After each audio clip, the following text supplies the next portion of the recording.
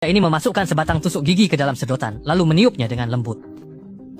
Sebagai ninja yang sedang menyamar, ia hanya bisa melatih kemampuan membunuhnya dengan cara seperti ini. Saat hampir tertidur karena bosan, tiba-tiba terdengar suara pria dari arah pintu. Yun Yin, meski hanya pelaya, mampu masuk tanpa SWAT. Satu-satunya yang bisa begitu hanyalah atasan sekaligus cuuninnya Kato. Kali ini, Kato membawakan tugas, menyusup ke SMA untuk menyelidiki pengkhianat di sana. Yun Yin yang bosan langsung menerima tugas itu. Namun, begitu stempel ditekan, tusuk gigi di atas kepalanya tiba-tiba jatuh.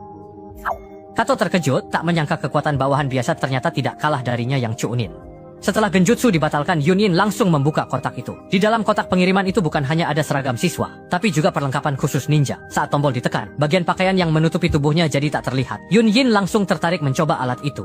Namun, perlengkapan ini hanya terdiri dari pakaian atas tanpa celana. Haruskah dia mencari bagian lain dan menggabungkannya? Saat bermain, terdengar teriakan dari kamar sebelah. Kakak, kosnya lupa mengambil tisu toilet dan meminta bantuan Yun Yin.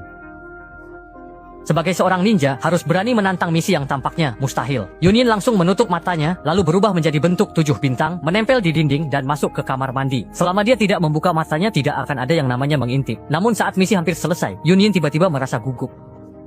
Kamu benar-benar seperti unta. Menurut statistik, jumlah ninja tersembunyi di Jepang sekitar 200.000 orang. Mereka bisa jadi pegawai kantoran atau pria parubaya yang tinggal di rumah. Begitu atasan memerintah, mereka segera bergerak ke lokasi tugas untuk menjalankan misi pembunuhan. Suzuki adalah ninja pemula yang baru memulai karirnya. Targetnya kali ini seorang teman asing. Awalnya dia kira ini misi pembunuhan sederhana, tapi kekuatan lawannya di luar dugaan. Kartu di tangan pria itu tampak biasa saja, namun sebenarnya adalah sebuah pistol Nifrosta, dan setiap serangannya memiliki senjata jarak jauh yang ungu. Keduanya terlibat dalam pertarungan sengit di jembatan penyeberangan. Suzuki bergerak dengan lincah, namun tetap saja tidak mampu menembus pertahanan pria itu. Sementara itu, Kato yang bertugas mengawasi mengamati dari kejauhan. Secara umum dia tidak akan turun tangan atau campur tangan karena para ninja biasanya bertindak sendiri. Dan misi pembunuhan ini juga berkaitan dengan kenaikan dari Genin ke Chunin. Namun seiring waktu terus berjalan, Suzuki tetap saja belum berhasil mengalahkan targetnya. Kelemahan sang kunoichi pun mulai terlihat jelas. Dia sudah mulai kehabisan tenaga. Dalam situasi kritis, Suzuki berusaha keras mengambil tongkat listrik di sampingnya. Namun, tubuh pria itu sangat kuat. Meski terkena arus listrik, dia masih bisa berdiri tegak. Liu Mu kehilangan gerak akibat pukulan keras. Pria itu dengan tangan gemetar mengeluarkan pistol, siap mengakhiri kekacauan. Saat genting, sebatang tusuk gigi melayang ke arahnya.